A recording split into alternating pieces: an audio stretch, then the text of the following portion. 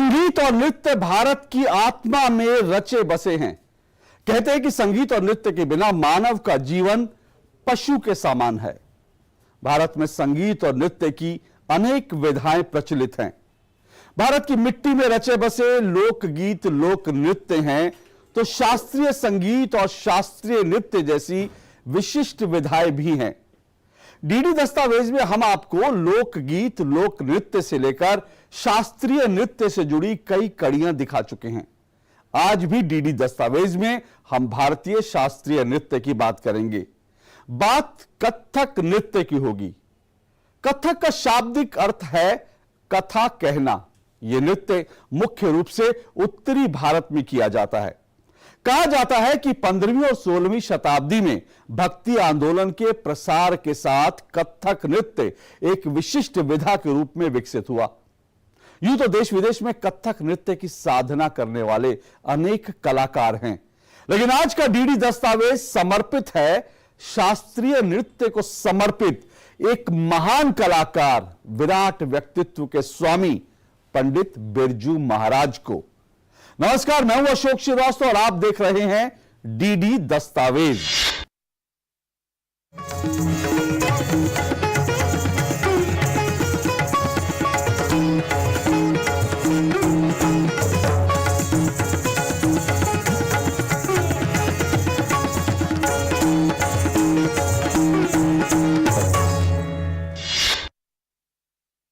बिरजू महाराज भारत के महान शास्त्रीय नृत्य कलाकारों में से एक हैं। वे भारतीय नृत्य की कथक शैली के आचार्य और लखनऊ के कालका बिंदादिन घराने के एक मुख्य स्तंभ हैं। ताल और घुंघरुओं के तालमेल के साथ कथक नृत्य पेश करना एक आम बात है, लेकिन जब ताल की थापों और घुंघरुओं की रुंझन को महाराज के माधुर्य में तब्दील करने की बात हो तो बिरजू महाराज के अतिरिक्त कोई और नाम ध्यान में नहीं आता। बिरजू महाराज का सारा जीवन ही इस कला को नई ऊंचाइयों तक ले जाने में समर्पित रहा। बिरजू महाराज कथक नर्तक होने के साथ साथ शास्त्रीय गायक भी थे। उन्हें भारत के दूसरे सर्वोच्च नागरिक सम्मान पद्म विभूषण और कालिदास सम्मान समेत अनेक पुरस्कारों से सम्मानित किया जा चुका है। शीश मुकुट कटकाच में, शीश मुकुट कटकाच में, उर्वरजंते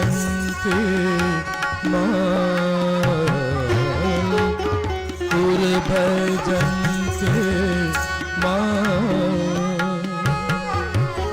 यही बानिक मोमन बसा, यही बानिक मोमन बसा, सदा बिहारी लाल, सदा बिहारी।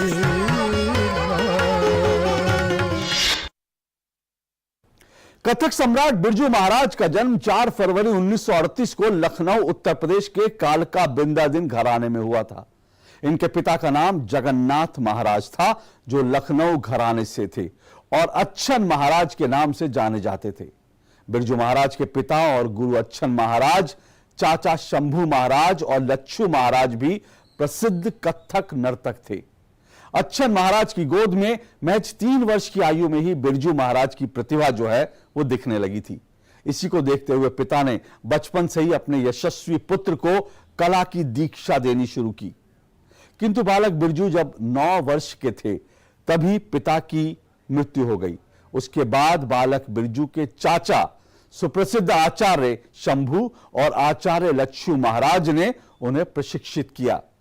प्रसार भारती आर्काइव से आइए आपको दिखाते हैं, सुनाते हैं बिरजू महाराज के एक बहुत ही विलक्षण इंटरव्यू के कुछ अहम हिस्से।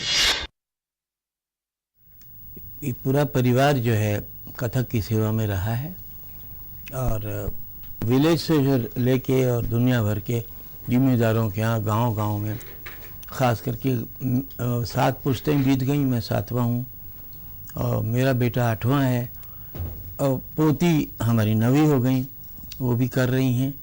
और इस बात की खुशी है कि जो तालीम हम लोगों को मिली है तो बहुत ही गहराई से हमारे मैं शागिर्द हूँ अपने पिताजी का, अच्छन महाराज जी का जी। और मैं शागिर्द हुआ जब मैं केवल 7 साल का था, 6.5-7 साल का, तब उन्होंने मुझे गंडा बांध दिया। गंडा बांध के अम्मा ने कहा भाई बच्चे को गंडा बांध दो, तो क्या नजराने के लिए पैसे हैं? तो बाबू ने कहा कि भाई नजराने का पैसा चाहिए, उसके बाद हम बांधेंगे। तो मुझे कहीं से 50 रुपये, कहीं 100 रुपये सब मिला के अम्मा ने इकट्ठे किए और इकट्ठे करके कहा महाराज अब बृहस्पति आ रहा, बांध दो गंडा। मुझे मालूम तुम्हारा लड़का बड़ा अमीर हो गया है, ऐसा बोले मेरे पिताजी, मुझे कह रहे बड़ा अमीर हो गया। तो अम्मा ने कहा नहीं बांध दो। फिर हमने 500 रुपये उनको दिए, उन्होंने बड़े प्यार से मुझे गंडा बांधा और आशीर्वाद दिया। इसके अलावा उनके दिल में ये तो रहा शुरू से कि बच्चे के अंदर एक ईश्वरीय देन है, बाबा की कृपा है, बच्चे के अंदर एक टैलेंट अपना मतलब, क्योंकि वो जब कुछ सुनाते तो मैं कहता था मुझे भी आता है और मैं आपको सुनाऊंगा बढ़िया।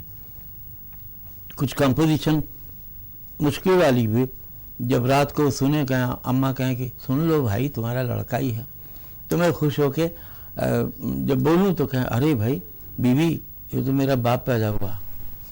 तो मुझे कहें।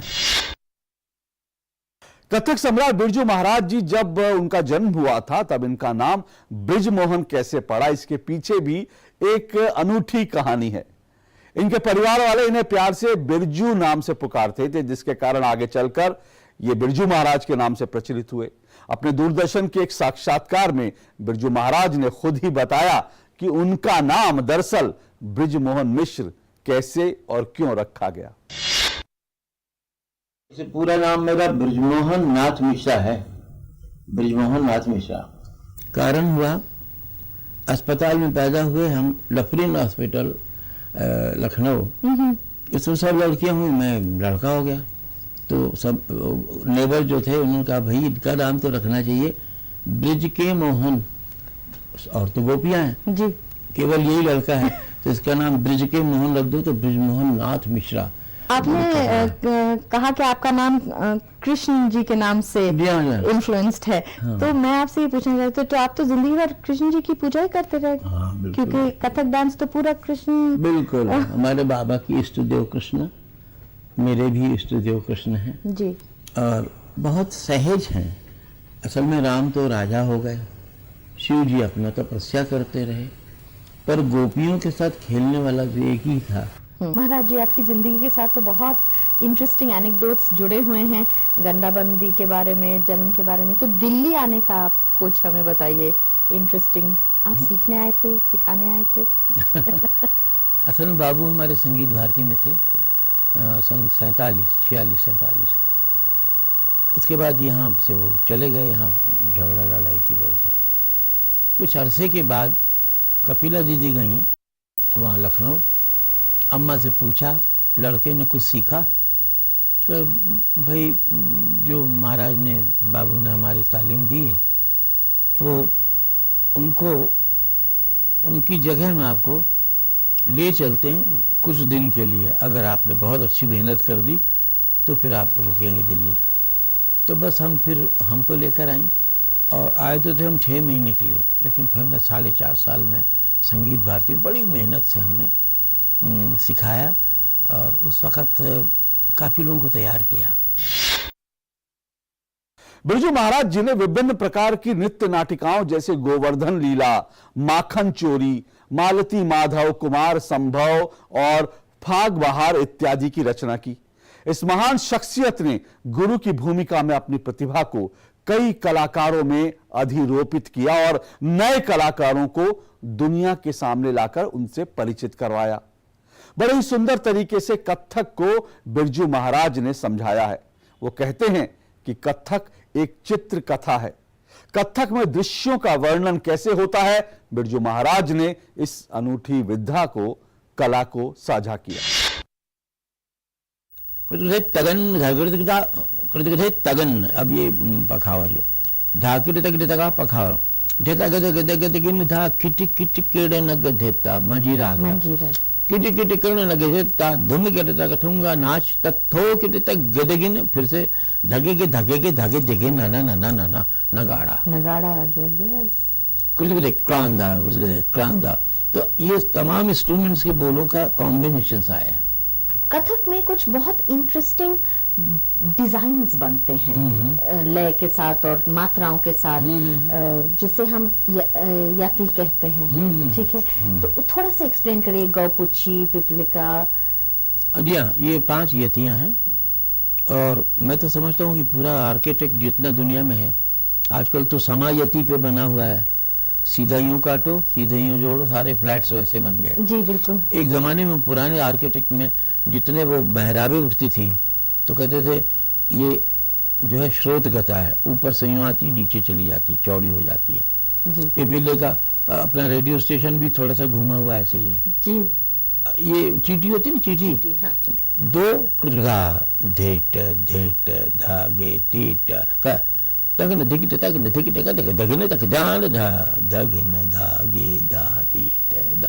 बीच में स्पीड जाती है। यानी जिस तरह बोलों को ढाला जाता है उससे कोई डिजाइन इमर्ज होता है। बिल्कुल बिल्कुल बिल्कुल डिजाइन बनता है। थोड़ा सा पढ़न कर दीजिए ना। जहाँ किसी पढ़न पढ़ता हूँ, एक मजेदार पढ़न सुनाता हूँ। और देखिए कि पुराने जमाने की बात है कि राजाओं का मूड था कि लड़ाई का चल रहा है दूसरे राज्य से। भाई एक तोप की परन सुनाओ, अब बताइए नाच तो कोई हुई नहीं। पर गुणी लोगों ने उस चीज को भी ताल में बांध दिया। कैसे? उसकी लंबाई है धान धिगिट धिग्गतान तक धिगिट धिग्गतान लंबाई। तोप दिख। हाँ, धान धिगिट धिग्गतान तक धिगिट धिग्गतान। उसके पहिए धिगित कता तगने नगन धिगित कता तगने नगन, 2 पहिए जगत कथा तगन नगन जगत कथा तगन नगन। अब फलीता जला तगने नगन नगन जगत तगने नगन नगन धान धा। तो राजा खुश। ये भी पैटर्न है, डिजाइन है, आर्किटेक्चर है। देखे ना पूरा तो फरमाइशी परन इसी टाइप की होती थी कि इस तरह की थी और लय के अनुसार होती थी कि एक धा आया धा धा धा धाता धा, 1 आई 2 आई 3, पहले संपन्नी आए सेकंड सम पे ऐसे, मतलब उस तरह के है तालों की उलझने हैं। पर मैं समझता हूँ कि सहज भाव से अगर आप ताल को महसूस दिखलाते हैं तो लोगों को बड़ा आराम से आनंद भी आता है और आप दिक्कत नहीं हो रही। और जबकि हम मुश्किल बात कर रहे हैं। कथक नृत्य गुरु पद्म विभूषण पंडित बिरजू महाराज ने भगवान कृष्ण के अवतार और लीलाओं का कथक की बंदिशों और नृत्य के भावों इशारों के जरिए खूब सुंदर तरीके से व्यक्त किया है। बिरजू महाराज कान्हा की बाल लीला और माखन चोरी पर कथक नृत्य करते तो उनमें भगवान कृष्ण के साक्षात दर्शन होते थे।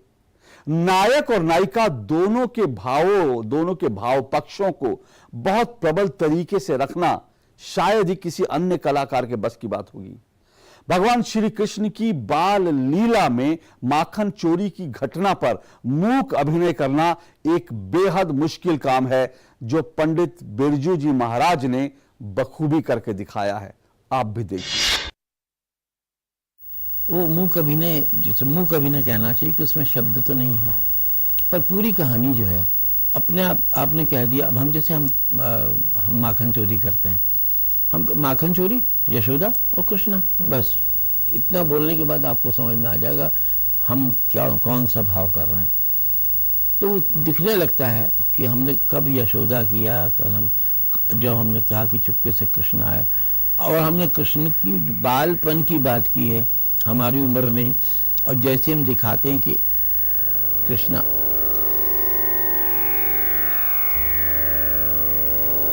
या हम चुपके से गए,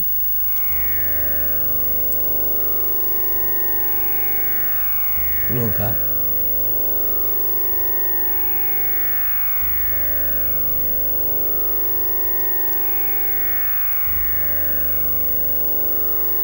माँ आई,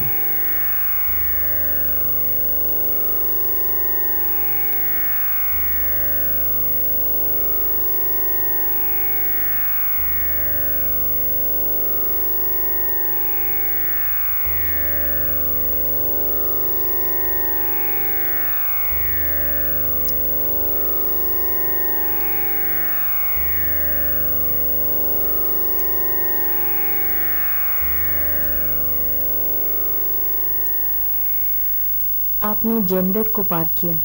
बिरजू महाराज से आप माँ बने। आपने उम्र को पार किया। जी जी जी। इस उम्र से आप छोटे नन्हे नटखट कृष्ण बने एकदम। जी हाँ जी हाँ, बिल्कुल। दिमाग में एक कुछ चलता है, मोटिवेशन कैसे कैसे हाँ, आप कंट्रोल में रह बिल्कुल। सकते हैं?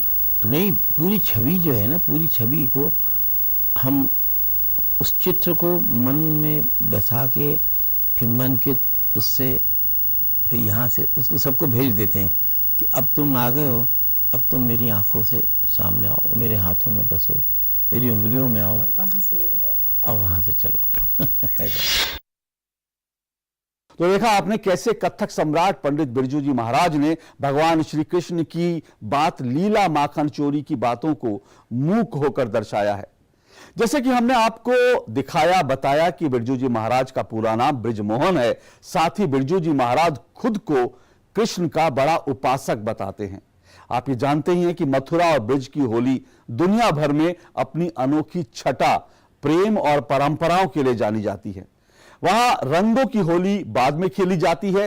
पहले खुशियों के नाम पर महिलाएं, पुरुष जो हैं उन पर लाठी बरसाती हैं और सब लोग खुशी से इस रस्म का पूरा आनंद भी उठाते हैं।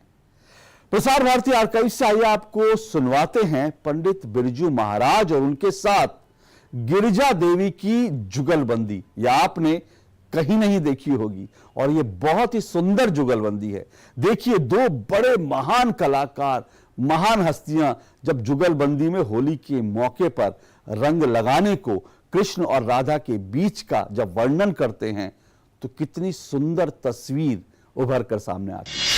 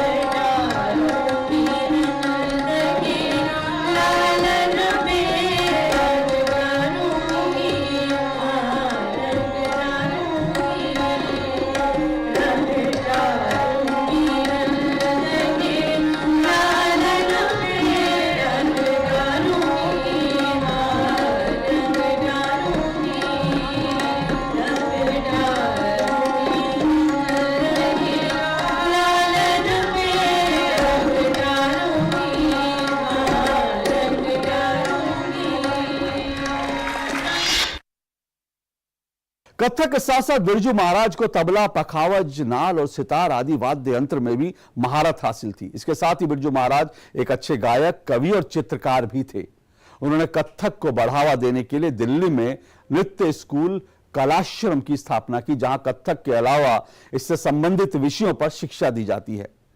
लेकिन आज भी आप दूरदर्शन के प्रसार भारती आर्काइव में यूट्यूब चैनल पर आकर घर बैठे बिरजू महाराज से कथक सीख सकते हैं। दरअसल बिरजू महाराज ने दूरदर्शन के लिए एक पूरी सीरीज जो है वो तैयार की कि कथक कैसे सीखा जा सकता है। आइए उसी के कुछ अंश आपको दिखाते हैं।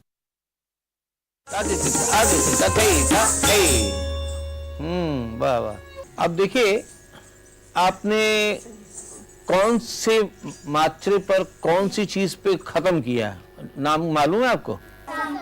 सम। हाँ, देखो, ये सम ऐसी जगह है कि जहां से हर चीज शुरू होती है और वहीं समाप्त होती है।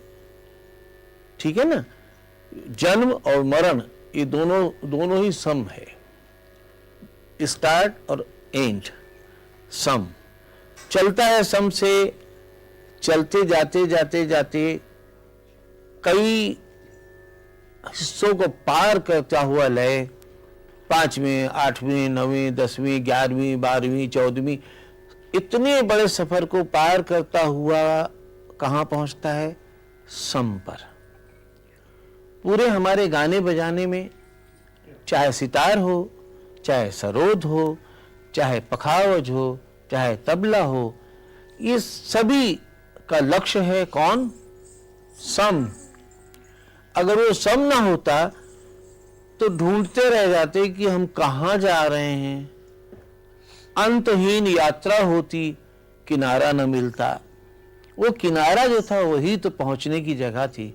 जैसे तुम लोग तो बॉल तो खेलते ही हो, बॉल तो सभी बच्चे जानते हैं कि बॉल का कैसा हिसाब है कि यूं गया यहाँ, उसको पटका और वो यूं उठ के गया, वहां पटका यहाँ आया, समय के हिसाब से वो गिरता है फिर से उठता है।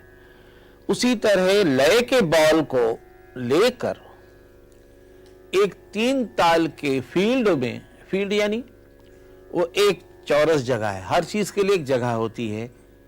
जैसे कमरा आपका, अब अगर आपका कमरा चौकोर है तो हम कहेंगे 1 2 3 4, 1 2 3 4, 1 2 3 4, 1 2 3 4, तो कैसा हो गया? चौकोर। अगर हम कहते 1 2 3 4 5 6, 1 2 3 4 5 6, 1 2 3 4, 1 2 3 4, तो कैसा होता? एक तरफ से पतला, दोनों साइड से, और ऐसे लंबा। तो गिनतियों से हम मेजरमेंट से सारे लय को और उनको बोल देने के बाद उसको सजाते हैं। लय, गतियां, उसी को हम लोग नाम पुकारते हैं। आपने अभी आपको ताली आती है? 3 ताल की ताली आती है? जरा सुनाइए। 1 2 3 4 गिन गिन धा वाह।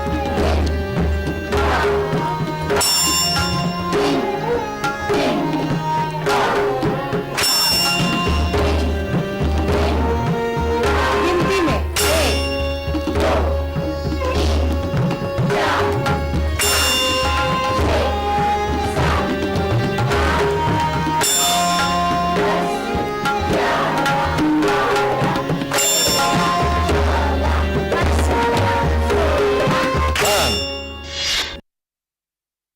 बिरजू महाराज ने कथक को एक अलग पहचान दी। बिरजू महाराज का एक लंबा सफर जो है कथक को समर्पित रहा।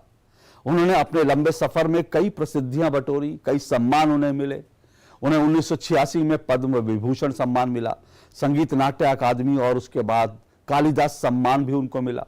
इसके साथ ही साल 2002 में लता मंगेशकर पुरस्कार से भी उन्हें सम्मानित किया गया। बहुत कम लोग जानते हैं वो फिल्मों में दरअसल नृत्य निर्देशन तो करते थे, लेकिन बहुत कम लोग जानते हैं कि बिरजू महाराज ने कई फिल्मों के लिए संगीत भी दिया है। साथ ही साथ उन्होंने जो फिल्मों के लिए नृत्य निर्देशन किया उसके लिए उन्हें कई सम्मान मिले। साल 2012 में सर्वश्रेष्ठ नृत्य निर्देशन के लिए राष्ट्रीय फिल्म पुरस्कार फिल्म विश्वरूपम से उन्हें नवाजा गया। उन्होंने कई हिंदी फिल्मों में, जैसा मैंने आपको बताया, नृत्य निर्देशन किया। बिरजू महाराज ने सत्यजीत रे की शास्त्रीय कीर्ति, शतरंज के खिलाड़ी यश चोपड़ा की फिल्म दिल तो पागल है, गदर एक प्रेम कथा, 1.5 इश्किया और संजय लीला भंसाली की फिल्म देवदास के साथ साथ बाजीराव मस्तानी में भी नृत्य निर्देशन किया। मैंने एक शुरू में किया था शतरंज के खिलाड़ी, सत्यजीत रे दादा की थी फिल्म। उसमें हमारी शाश्वती उसमें शुरू की थी अमजद खान के सामने। उसमें भी मेरी ठुमरी गाई हुई थी, कान्हा में तो से हारी छोड़ो सारी, बाबा की लिखी हुई ठुमरी, कान्हा में तो से हारी छोड़ो सारी। फिर उसके बाद यश चोपड़ा जी की हमारे पास फ़ोन आया था कि दिल तो पागल है में माधुरी का एक छोटा सा पीस है। मैंने कहा गाना क्या है? मैंने सबसे पहले मैं सतर्क होता हूँ गाने के बोल, क्योंकि उल्टा सीधा गाना होगा तो नहीं करूँगा। तो कह लेकिन नहीं, शाहरुख की सिर्फ ड्रम है और उस पर माधुरी अकेले नाच रही है थोड़ी देर की। तो मैंने कंपोज किया और हमने उसको बहुत खूबसूरत, माधुरी ने कमाल किया उसके ऊपर। पीकॉक भी था, ये भी बोझ था, ये भी बोझ था, और मतलब स्पीड में थी। फिर उसके बाद गदर आई। गदर में हमने फिर इनका आन मिलो सजना, अजय चक्रवर्ती और परवीन सुल्ताना का गाया हुआ ठुमरी नुमा। तो उसमें दावत में था, लेकिन उसमें डांस थोड़ा दिखा, थोड़ा कम दिखा। फिर हमारा देवदास आ गया। फिर माधुरी ने कितनी मेहनत की और बार बार खुद ही कहते तुम्हारा आपकी तरह नहीं हो रहा, फिर से करूँ, फिर से करो। 12 रातें साहब एक गाना हुआ, 12 रात। बिरजू महाराज के समर्पण, अभ्यास और दक्षता का ही करिश्मा है कि वो भारत के महानतम कलाकारों में गिने जाते हैं और पूरे विश्व में उनकी ख्याति फैली। कार्यक्रम के अंत में हम आपको बिरजू महाराज की एक मोहक ठुमरी के साथ छोड़ जाते हैं, जिसमें बिरजू महाराज ने पत्नी के मायके जाने की जिद को अपने मोहक नृत्य से दर्शाया है। लेकिन आप ये दृश्य देखिए, उससे पहले आपको चलते चलते एक बार फिर याद दिला देते हैं कि ये बिरजू महाराज से आपको नृत्य सीखना हो या उनकी कोई अनुपम नृत्य की उनकी कोई जो है कार्यक्रम को देखना हो, तो आप प्रसार भारती आर्काइव्स पर आकर के ये सब कुछ देख सकते हैं। इस क्लिपिंग का आनंद लीजिए और डीडी दस्तावेज की पूरी टीम को इजाजत दीजिए। नमस्कार। बाबा की ठुमरी है। जाने दे मई का सुनो सजनवा, जाने दे मई का, वो कह रही है सुनो सजनवा, जाने दे मई का, सुनो सजनवा, जाने दे मई का सजनवा, जाने दे मई का, सुनो सजनवा, जाने दे मई का, सुनो सजनवा। छेड़ी करत नहीं माने, ए छेड़ी करत नहीं माने, छेड़ी करत नहीं माने, ए छेड़ी करत नहीं माने, छेड़ी करत नहीं माने, छेड़ी करत नहीं माने, एरे छेड़ी करत नहीं माने। 12 जोड़ी कर गहलीनी, बिंदा करूं का मैं, नित नित करत है रे, नहीं नहीं मानूंगी तोरी अब मैं, जाने दे मई का, जाने दे मई का, जाने दे मई का।